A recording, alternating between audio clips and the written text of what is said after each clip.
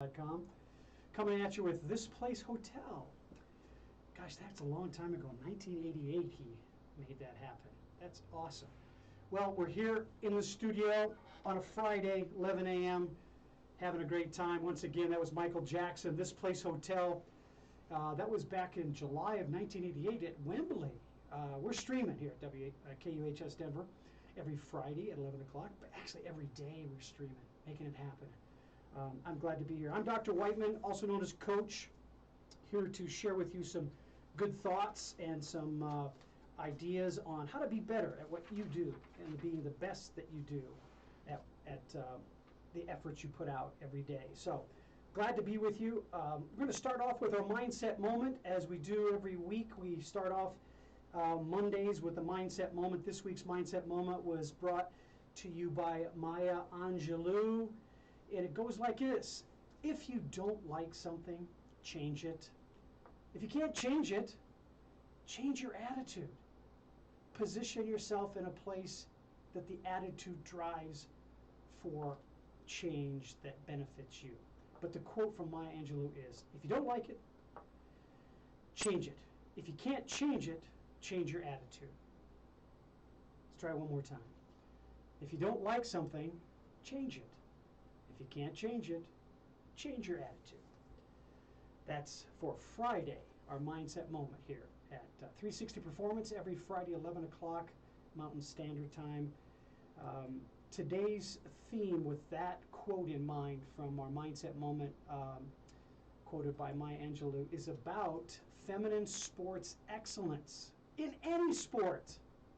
Maybe even in any competition is better said. Not just a sport, but any competition. So when you compete, are you in touch with your feminine side? You see what I did there? I expanded it to not just female gender-based consideration, but the feminine side that every human being, for sure, I won't even stretch it to mammals, but every human being for sure has elements of the chemistry that drives gender females and their feminine side. So are you in touch with it? I have had experiences with gender-specific females that they're not always in touch with their feminine side. And the reasons for that are many. And I spend a good deal of time trying to understand why there is a disconnect, because they're striving to compete at the highest level, and sometimes their perception about how to compete at the highest level is to be more masculine. The first signs of that were back in the day when women started to lift weights more actively and more aggressively to build the body, build the buff, get the tone, get the twitch. I'm dropping some phrases there that strength and conditioning coaches might understand. But it was a reality for women to try to get better, and not just try, but do get better, physically stronger in their field of play, their field of competition. For those of you who can see the pictures over my shoulder of the beautiful women raising their hands at the bodybuilding bikini competitions that are global competitions. One of those women I have had the benefit and blessing to be able to work with over the years when she was still competing. She's no longer competing. She is a mom, an entrepreneur, a businesswoman. She's stretching her capacity into other areas of influence and excellence. And that brings me to the other question I have for today's theme about being in touch with your feminine side and feminine power. Feminine power is, why should you be? What are you going to gain from being in touch with your feminine side? Well, I'll get into that in just a minute. But I want to welcome everybody again into the show. And before we get into the meat of our meeting today, is to talk a little bit about gratitude. Every show I try to be poignant about and emphasis on grateful and being aware of that gratitude, because awareness is also part of my daily routine and trying to be in sync with what's around me in the environment that I'm in. And in the last few days, I've had the benefit of sharing ideas with people that are excited about the ideas, excited about the possibilities. So I'm grateful for that creative spirit. Not only the creative spirit that I generate for myself in trying to move myself forward in that creative space, but also those people that share with me their creations, their imagination, their dream state, their desire to imagine what's possible. I'm very grateful for those exchanges, because so many really interesting things come out of those exchanges. So I'm grateful for my creativity, the curiosity that drives that, and the unending amount of dreams and thoughts that are created because of it. So that's what we're talking about today, feminine power. And I'm grateful for the creative space that we're in. Once again, if you're watching the show, you're watching us and you're hearing the show today, those who are watching, you see another picture of those beautiful women competing in the bodybuilding bikini competitions. And I bring these pictures to bear in today's theme of feminine power, because these women demonstrate the conscious effort to connect the brain and the body together. And here's how they do that. They do it first on a nutritional level, secondly on an anatomical level, and thirdly on the combination of those to then demonstrate through the form and flexing of that form, through the skeletal structure and the muscular systems, how well proportioned their frame with those muscles are on their body, striving for excellence in that form. Now, too often, as you can imagine, it's not hard to imagine if you've been around the world at all, that the masculine viewpoint is too often very, very superficial. They don't understand. So those are people that are not in touch with their feminine side. They're not looking at these beautiful women as demonstrators of the physical form and the perfection of that physical form through their efforts.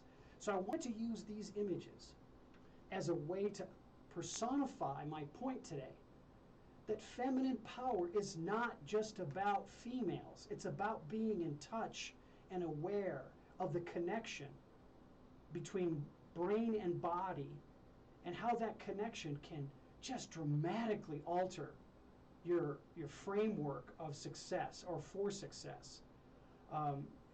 If you have any opportunities to talk to women who are bodybuilder bikini class competitors, you'll understand very quickly how diligent and very specific they are in their nutritional plans, their exercise and muscle building plans. Just their whole life image is so encompassed in that connection. I've always been marveled by it. And that's why I brought it up today when our theme was the feminine power, because the balance of beauty and brawn is a self-competition. These women compete with themselves as much as they do with those other competitors that walk the stage and strike their forms as they walk their routine. But I have to tell you that many of these women have challenges outside of the competition.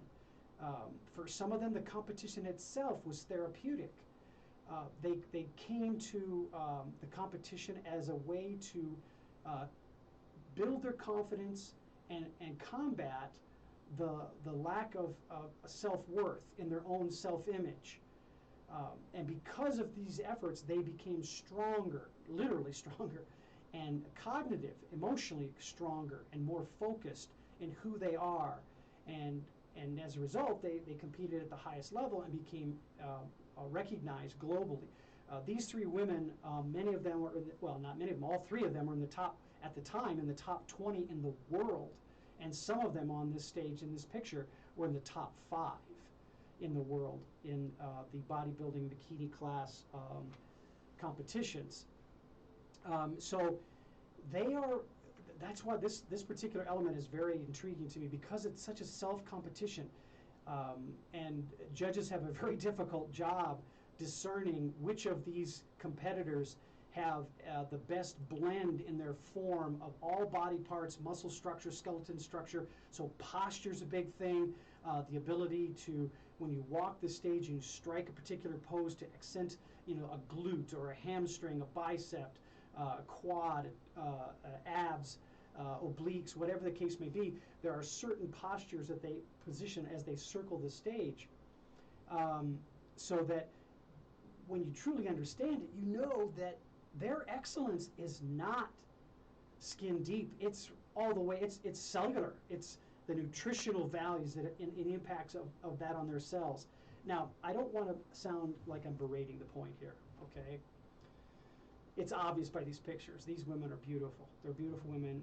Whether they're on stage in a bikini competition or not, they would be striking images to see at a workplace, on walking the streets, going into a store. You would notice them. But it's important to note that this kind of competition is one that we can learn something from as we talk about feminine power and what it means to get into a flow state. Now, I'm going to give you the opposite of this, when you're out of a flow state, and yet you can still perform. One of those three women I just showed you, when she would walk to the back side of the stage, now typically there's the stage where the judges are sitting in front of, and the competitors walk up 3 to 5 steps through an opening in the middle of the stage, and then they walk around, going from left to right, walk around in a circle to display at certain points on the stage. They'll stop and demonstrate a pose, and then move to the next one, demonstrate another pose, all of which are certain types of poses to accentuate certain parts of the body. So there's an equivalency across the stage for all competitors, right? So my client would go up to that stairway, and as she's walking to those stairs, more and more of her vision was beginning to become darkened, down to the point where there's very little light coming through. And only because of her competitive spirit and her commitment to demonstrate how proficient her efforts were in generating muscle tone, muscle shape, and form to her skeleton, did she even fight through that darkness, walk up those 3 to 5 stairs, through the door, and then begin to make her circular walk around the stage and strike the poses that she needed to position. And in many cases, she didn't remember any of it. That's how anxious she was. That's how aggressive the stage fright was. And yet, even with that, those challenges, that woman was a top global competitor. And eventually, she became better and better at, with guidance and training and confidence and conversation and working through those triggers that caused her to get into that depressed state, that state of anxiety and stage fright, if you will. She worked through it. She found her flow. She listened to her 5 senses. She connected her 5 senses with familiar smells, sounds that she would hear, the feeling of the floor, the concrete, the stairs, the stage. All of those things were already familiar to her, but now used them as a means to stay conscious, literally stay conscious and absorb everything around her. So using her 5 senses was the first step to get into a flow state. The picture I have up here, for those of you who are listening and not able to watch today, are ski cross competitors at the X Games here in Colorado, out there in good old Vail, Colorado. Oh, sorry, Aspen, Colorado. They are launched in the air, flying through the air, and will land on a downhill slope headed for the finish line. And what's interesting is that airborne picture I took, I was at the bottom of the hill at the finish line, taking pictures of the person at the top left in the darkest outfit was an athlete that I worked with, and landing and then coming to a stop in a short distance was also an exercise of being in the flow state. having full ocular capability, seeing what you needed to see. You've got a competitor in the air next to you. You've got a competitor below you and in front of you. So any mishap, any miscue could be disastrous for everybody that's in air and eventually going to land. They needed to be in touch with their feminine side as a part of their flow state. Well, what does that mean? Being in touch with your feminine side. It's being in touch with the edges and the softness of where you're at, and not totally hard, totally rigid. So you need to be in that tuck in the midair with your skis up and your poles down, and your arms properly positioned to catch the air and to give you a posturing to land in a way that's going to maintain your posture and not fall. But at the same time, by being in touch with your feminine side and the chemistry that's related to that, you're also still able to work on those harder chemistries, that muscle tension that's necessary. And yet it's all amped up and twitched, but it's ready to land and absorb all of that pressure as well. Those are all components of being in the flow state. Man, I'm so excited about these kind of efforts. It's just such a great thing. But you know what? There are times when I just get frustrated because I'm just not getting there. I'm coaching, I'm seeing what's happening, and I'm not finding the right words. I want to get in my little walker and play with my toys. I love this picture because it shows such frustration. And yet it's all controlled, right? You're in your little walker with Minnie Mouse and your chewy toys, you're good. But what does it take to frustrate you? That's also a way for you to understand when to renew your feminine side and get in touch with it. That's a trigger. When you've got that emotional piece that's going to move you closer and closer to being, gosh, just a little out of control, head down and sobbing perhaps. You just don't know what to do. Things are not moving the way you want them to move. The furniture is in the way, as my picture shows so aptly put. It's such a great thing to see athletes have the triggers that cause them to go down a path that's frustrating, remove them quickly. It's called resiliency. You face an obstacle, you face a challenge. Could be emotional, could be physical, could be both. And that's in those moments where you need to realize, what does it take to frustrate me? Because when you know that, when you wrap your arms around those feelings, as difficult as it might be, because you know what the consequences are from the past when you've gotten frustrated. You slipped, you didn't quite go as fast as you'd like, you weren't as attentive to the defense to be able to catch the ball because you were frustrated coming off the line because of the way the D-back pushed you or didn't allow you to get past because he's just as fast as you. All kinds of frustrations, right? But in that moment, you've got a chance, you've got an opportunity to click into the feminine side, soften the edges, literally take a breath. Breathe through your nose and out through your mouth, and adjust and adapt as quickly as possible. Not always easy to do as quickly as you'd like to, adjusting and adapting. But when you feel those feelings of frustration, and for some of us, let me give you some signals about how some people know frustration or those negative emotions are coming. I feel it in my face first. I feel my face tighten up. There's some things going on with my mouth, my eyebrows. So there's some outward feelings you get before it overwhelms you, right? That's when you feel those things, the first thing I do for me is I take that breath. And I change my view. I'm more than likely I am stuck in looking at something too much, and I need to change my view, even if it's just a brief turn of the head. Change my view of my scope so that I can adjust and adapt to what's in front of me. And by doing that, I am able to get myself back on track. I hope. Doesn't always happen, no guarantees, but I hope. So that's one of the first things I'm going to share with you. When you feel those frustrations, that that's where you're starting to kind of tighten up a little bit emotionally, and that emotional tightness will cause some chemistry that may also tighten up muscles, and for sure begin to slow down or shut off cognitive responses that are warm. You know, that your executive decision making is not warm, it's cold, and you're shutting down a little bit, and you need to really clamp on the brakes emotionally, take that breath and change your viewpoint, look for different things, and then come right back to it. Come back to the skill set that you know is there to help you, so that you don't feel frustrated. You're not stuck in your walker and your head is down and you're feeling sad.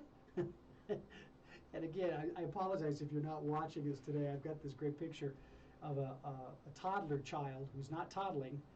She is in her walker, and it's obviously frustrating. There's obstacles that are causing her to stop, and she's got her head buried in her walker with her arms out, just like, I'm done. It's overwhelmed me. And we have moments like that, right? Where it's just, oh my gosh, it's just overwhelmed me. And yet, if we're going to deliver any performance at all, we need to adjust and adapt.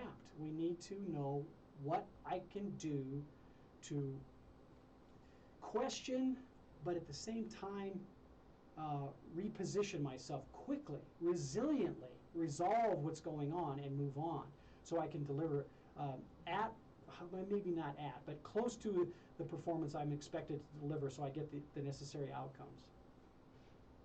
Now, over the years, I've been really blessed with being able to be around some really wonderful talent, both men and women, boys and girls. My practice is for elite performers. I'm a mental performance coach. It's not sport specific, even though the greatest demand comes from the larger sports. And yet, when it comes to women, they are vibrant characters. I love this, that they're in touch with their vulnerability. They should be in touch with their feminine side, right? Not always. They have their moments. You know, people like Reba McEntire, wonderful country singer, wonderful singer-songwriter, and has had more than a fair share of success both in music and acting, as well as business. She is an example for many, many women out there who can use her as an example of getting in touch with her feminine side. But I can tell you from some limited experience that there have been frustrations and challenges that she has had, and in some cases she's publicly acknowledged what those are, and I'm hoping that people have benefited from it. And then as I move along my picture here, I've got Mandy Harvey. My goodness. Passionate about music, passionate about the art of music and the storytelling ability of music, the emotional benefits that one gets from a great song with a great story being told in those lyrics and those notes. But Mandy is legally deaf. She has adjusted and adapted beyond what anybody can expect. If you ever go to a Mandy Harvey concert, you'll notice that she takes her shoes off and she uses the stage as a way to feel the music. In the picture I have up here today, Mandy is actually hanging on to the piano, and she has, which you can't really see, but I know this is for a fact, she's got her hands on the chords in the piano, feeling the transitions and the movement of the music so that she knows when to come in and when to stay out. It's an amazing dance, a ballet, if you will, of music with Mandy when you watch her on stage. And I just marvel in her courage and her capabilities. She is such a talent, a powerful woman, definitely in touch with more than just her feminine side. She is so organic at the cellular level than any performer and competitor I have ever met. Now, as I say that, the next person I have up on the screen here is Casey. She is a power lifter. And yet in looking at this picture, you go, power lifter? What? My paradigm of a power lifter is massive muscles, huge cut figure. Well, this girl is powerful, but she knows how to make it work, and she knows how to make it fit for her, and she competes globally. And in many cases, other professionals will look at Casey and go, she is just a hobby. It's just a hobby for her. Well, that may be the thing you can presume, but highly educated, sharing her knowledge, and doing it through an example. Once again, it's a female. You'd say, well, she's got to be in touch with her feminine side. But I know power lifters that don't do the kind of work that she does as well as she does it because they're just not in touch. They're not vulnerable enough. The masculine world has yet to be understanding of vulnerability and how to be vulnerable. All of these women I have pictured up here are in touch with that. And because they know themselves so well in the paths they've traveled, they are more than just casually in touch because of their gender, in touch with their feminine side. And then the last picture I have up here is a picture of a number of wonderful women that are notable actresses, but also are notable entrepreneurs in their own right. They haven't just struggling for words because they're so beautiful. they have pioneered pathways for themselves with no expectation necessarily that anybody will follow them, but because of their efforts and because of their successes, they have followers. And some of it's natural. I mean, if you're a singer-songwriter, it's natural. You want to get your music out there to make a living and people start to follow you. It just happens. But you've got to be good at it, right, to sustain it. These are examples of women who have also prepared themselves in such a way that because of that preparation, they honor others. They revel in the successes of others and gravitate towards them and create their own fraternal bond in their sorority of being feminine. Look, I'm bringing this show up more because of what's not happening in the appreciation of and the understanding through that appreciation of your feminine side. I was born in 1955. So I was raised through an era where there was no talk about femininity unless they were referencing someone who was gay, that had a different sexual orientation. And even that phrase alone wasn't something that was widely used, if at all. It was more the negative connotation of that. Well, the world has changed, and I've learned that we have to adapt and adjust.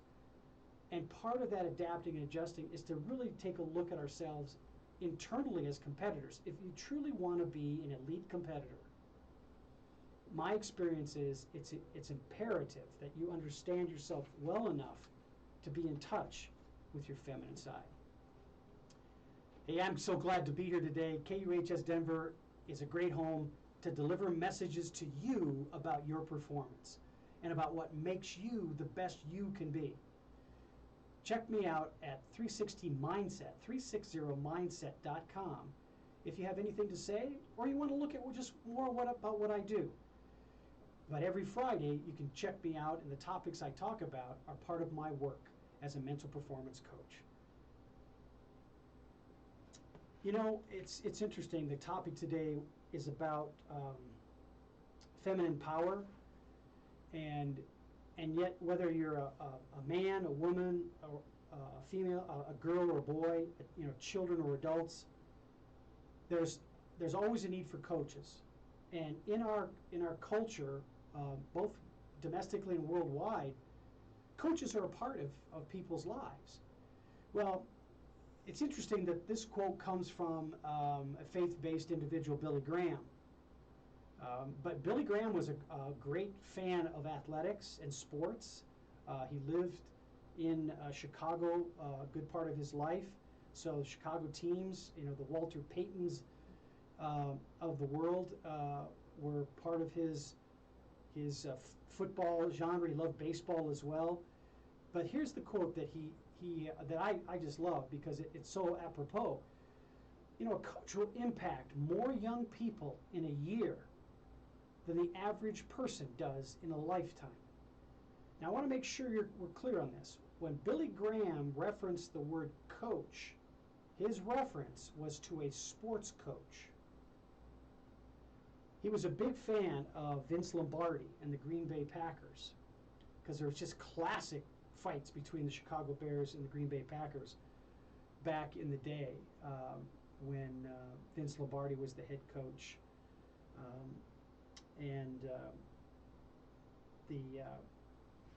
The Chicago Bears were right there. Well, they still are at Soldier Field on the shores of Lake Michigan. But coaches aren't quite as understanding about, or not, I shouldn't say understanding. They don't know. They don't know what they don't know about helping their players get in touch with and recognize the relevancy to being a stronger, more productive competitor when you're in touch with your feminine side. So how does your coach influence you? If they truly are ready, willing, and able to get you more aware of your feminine side. So what does a coach have to give you? Well, there's this integrity. Be integrous. If you say it, you're going to do it. Too often in the masculine world, a lot of the kids my age, the men that are my age, they grew up learning how to cut corners, learning how to BS people, learning how to shuck and jive and maneuver instead of just high integrity, make it happen, absorb it, own it, move on. Many of the relationships between men and women athletes, because they weren't trained on how to be in touch with their feminine side, the men in particular, they don't have a high integrous relationship with their wives. Hey, I'm playing a sport, I'm bringing you millions of dollars, don't bug me, leave me alone. Well, yeah, maybe those things are true, but you've got to own your situation with high integrity so that you can feel the impact of a good coach, and that impact will then help you get through some of the things that you don't understand about being in touch with your feminine side. Well, now you might economics. The other influence that coaches can bring to bear is the economics of situations. Now here's one extreme. When I was coaching club basketball in the suburbs of Chicago, I did a lot of my recruiting in neighborhoods that kids were challenged economically. They didn't have any money in many cases to have a budget for food when we go on a trip. Guys from the same neighborhood would bring sack lunches, and that would last them the entire time, so they didn't have the money to spend to begin with. So those young men, because of those challenges, it's those challenges, those economic challenges, the realization of economic challenges that your teammates had. If you in fact had the money to spend, you then saw what they were going through. That appreciation, that acknowledgement of that struggle, and having to deal with it and compensate for the fact I don't have money to spend on our away trips on our club team, that pushes you to get in touch with your feminine side.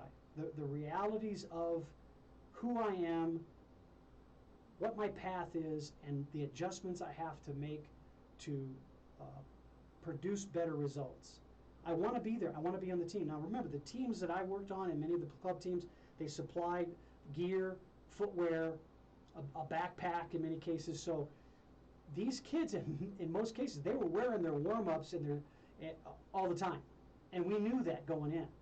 So by knowing that, we didn't embarrass them. So we addressed the economics as well. And many times when we did fundraising as a kind of a scholarshiping to help the kids that we had on the team always have opportunity to participate in team meals. That means that we fundraised so coaches had money to spend for everybody so that no athlete was singled out and embarrassed as to the economic pressures they were facing. Those are opportunities for us as coaches to be in touch with our feminine side. We were aware of not embarrassing, honoring their and respecting their power and strength of themselves, were very important considerations. Now, as we moved up the ladder from club ball to their high school teams, and then high school teams to college, college maybe to pros, which I've been honored to know that I've had those kind of things happen for me as a mental performance coach. The economic consideration isn't always thought about when they get into college, because we're talking Division I, and everybody's really good at what they do. Everybody's competing within the team to compete. Women on basketball team, gymnastics, skiing, snowboarding, whatever the sport was, competition within our unit was there. And that many times I had to come into a conversation about the validating the differences on economic levels, so that everybody saw the opportunity that we gave them to understand each other. By understanding the shortfalls of teammates, gave the teammate that had that shortfall an opportunity to feel better and relax, because his other teammates understood, and they saw that they understood, because we were being good at listening. We were empathetic with our listening skills, and we shared that with everybody, so that we could then have issues of and moments of gratitude. Having a sense of gratitude for your fellow teammates was another way for us to push the button on that feminine side reality, and getting everybody engaged with that reality. So I have to admit, honestly, regretfully, I didn't start the gratitude statements in team interactions until after I left the club basketball scene back in Chicago. But once I did, I regretted and missed opportunities to really bring that into the team and raise our level of awareness even higher, so that we are even more in touch with our feminine side. Examples of this that coaches have criticized me for is, somebody falls down on a football field, give them a hand, pick them up. Now, the same time you pick them up, I'll do a Mike Singletary on you. Mike Singletary would offer a hand to somebody, get up, because I'm looking forward to hitting you again. That's Mike Singletary saying, look, I got gratitude for you. There was an opportunity that I had to tackle you. I did it, but I'm going to do it again. I'm going to execute again, because you're going to get better. Every time I'm the best I can be, you're going to get better. That's Mike Singletary with a not so obvious example of being in touch with your feminine side. Well, here's some examples of some females that are outstanding performers in their sports. And they are also two people who care about each other and love each other as partners. That's Sue Bird and Megan Rapillon. Sue Bird is a 4-time WNBA champion. She is in Seattle with the Seattle women's basketball team up there. And then obviously maybe not to everybody, Megan is both an Olympic gold medalist as well as a soccer champion professionally. They both live in Seattle. Actually, I'm not sure they actually stay there much, given the last few years of travel, even with COVID. But Sue Bird in particular, she's such a great example of feminine power. I'm not discounting Megan at all, but Sue has a few more bumps and bruises, and that's being kind by saying bumps and bruises, than Megan. But Sue's resiliency through injury and the hardships that injuries can bring you is very commendable. She is such a trooper. And she's such a trooper because here's our checklist about feminine power. She believes in herself. She doesn't rely on anybody else. Now, she shares with Megan. Megan is the same way. Megan believes in herself, and she shares that belief in herself by her actions. Neither one of these women expect anybody to follow them. But when they do, they take note of it. And they are there with a clear understanding when they're present. Here's my goals. This is what I'm doing. With Sue, she's got to do a lot of training and stretching to make sure her legs are in good shape. I say that with tongue in cheek. But setting goals, specific, measurable, attainable, realistic, and timely goals, SMART goals, they both are part of that process. And to be in touch with yourself at an organic level, a cellular level, it takes those two things, the believing in yourself with good formation of goals that are clearly understood and clarified, begins to prepare you for success. Now, look, there's preparation for success that everybody goes through, regardless of whether you're a professional in the corporate world, you're a professional in athletics, or any other endeavor. You have preparation you go through. Well, with Sue, I mentioned, there's a little bit more attention on her physical preparation than perhaps Megan does. But both of them have schedules, preparation schedules that they go through, and they prepare for that. But I also know that both of them, it's not about just the physicality.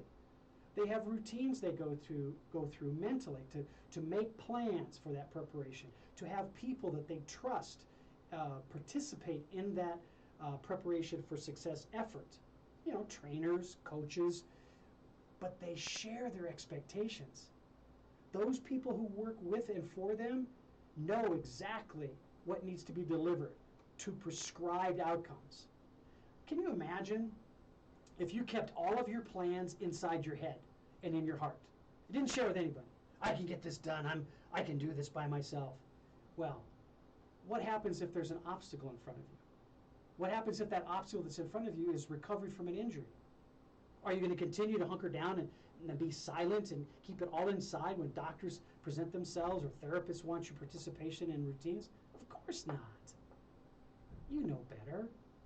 But can you imagine how much more you're going to get and arrive at in delivering your prescribed outcomes when you're a little bit more vulnerable? You're in touch with that belief in yourself and the goals that drive that belief, so that as you prepare for your success, you have a pretty good idea of the outcomes you want to deliver. That's what we're talking about. All of that's a continuum of staying in touch with your feminine side, but I'm going to blow your mind here. You can have both. The chemistry associated with masculine behavior, the chemistry associated with feminine behavior or feminine attitude, being in touch with your feminine side, it's got to be in concert so that you're able to, when faced with an obstacle, you can give no ground. You know precisely at a cellular level what you need to draw upon. Look, I've seen Sue Bird in a competitive situation limp down the floor.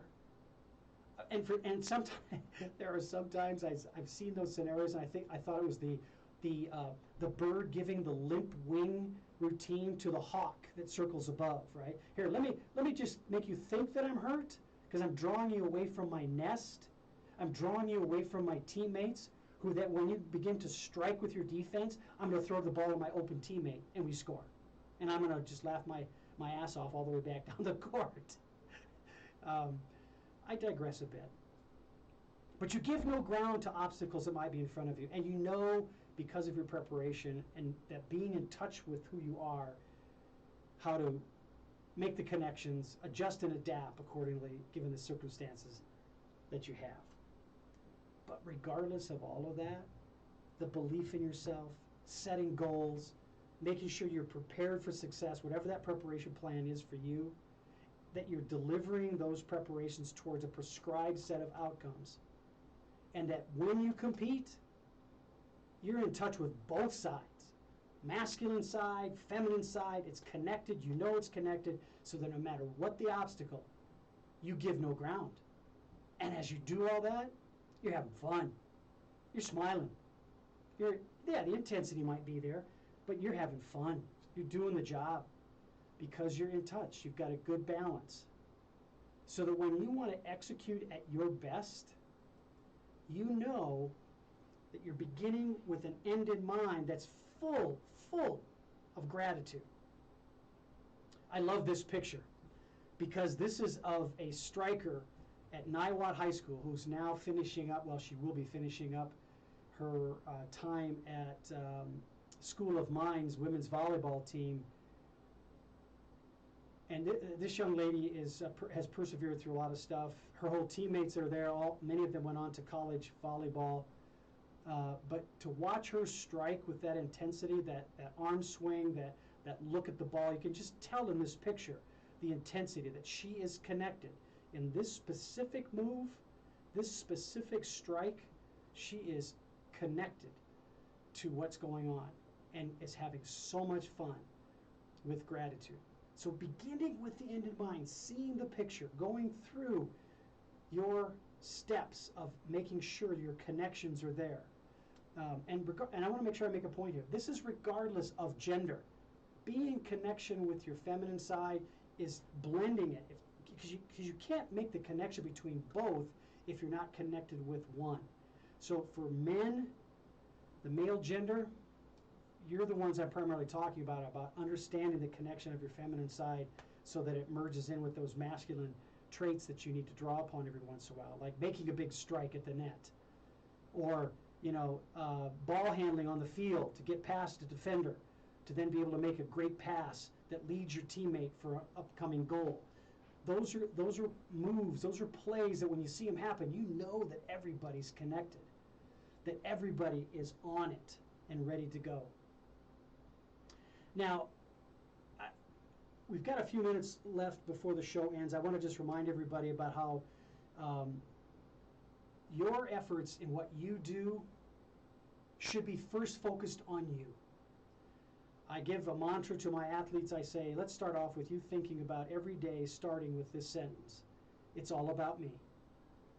And awareness about self first positions you to be better able to make the connections between all aspects of who you are.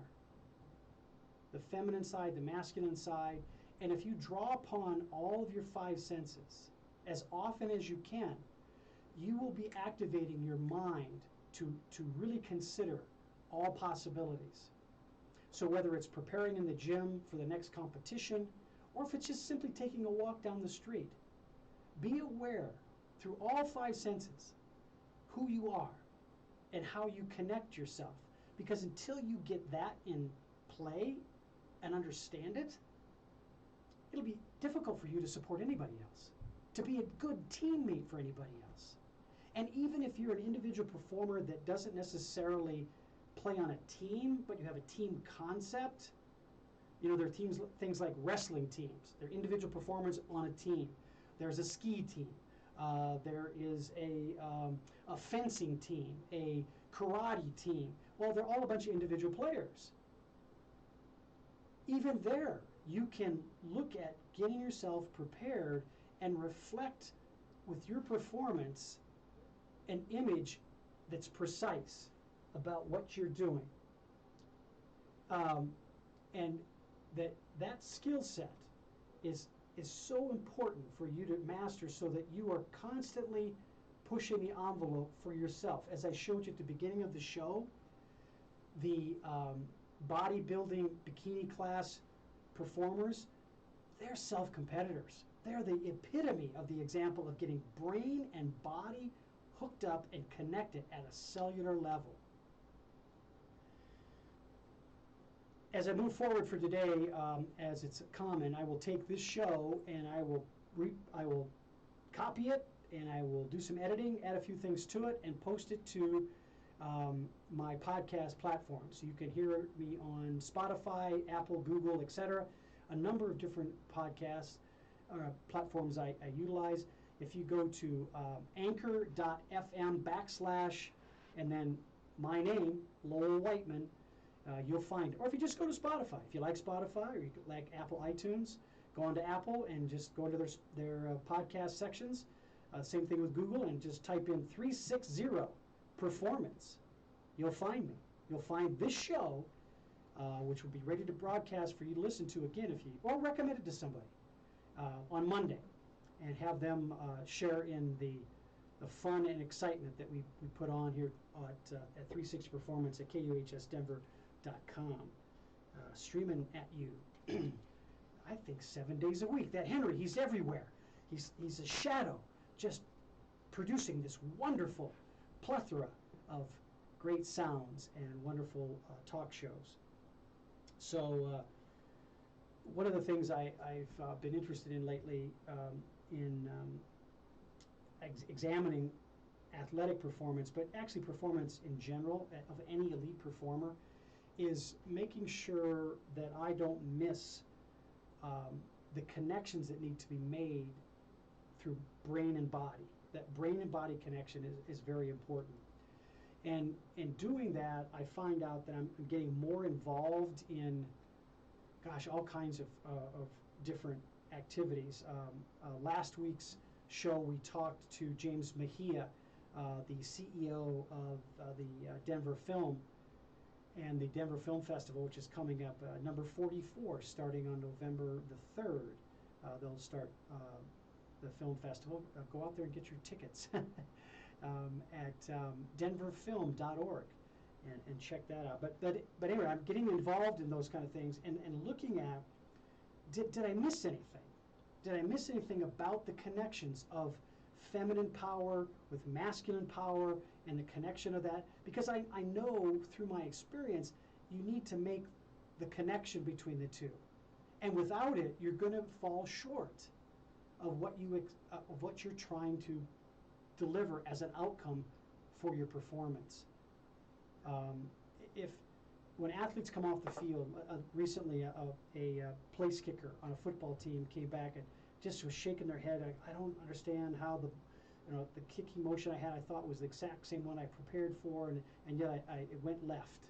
The ball went left, and I missed the goalpost. It didn't go through the goalpost. And we sat down after the game and talked a little bit about that. And I said, well, what is it that you're involved in that could have been a distraction to that effort? Because you thought you had the same leg motion, the same approach to the ball that was there during practice for a similar kick off the same kind of hash mark at the same distance. It should have gone through, right?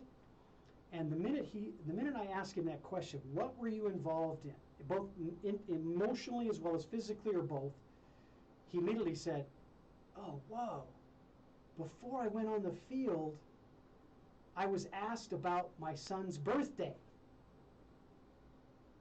And I went, I should have caught that. I should have made sure everybody understood my expectations. You don't say anything to me before or ask me things unrelated to football before I go kick a field goal. What are you involved in? Be aware of what you're involved in so that you understand what those potential distractions are for you. All right, lastly, as we close out the show, I want to make sure that you know that if you make good plans, you can take action that's appropriate to the outcomes you prescribe for yourself. Whether it's getting in touch with your feminine side, or it's identifying different drills and strategies that may make you better, make plans that fit you first. It's all about you. Because you can't be the best for others if you're not first the best for you. So taking actions on what's good for you helps you be good for everyone else. It's always a pleasure. KUHS Denver is my home here every Friday, 11 o'clock, streaming to you. Worldwide, actually. This is 360 Performance. I'm Dr. Whiteman, or better known as Coach. Going to close out a little early. We got things to do, people. We're going places. We're making plans. We're taking action. And we're facing the obstacles as they come with a good intent and a purpose in mind. Have a great day today, everybody. Be well.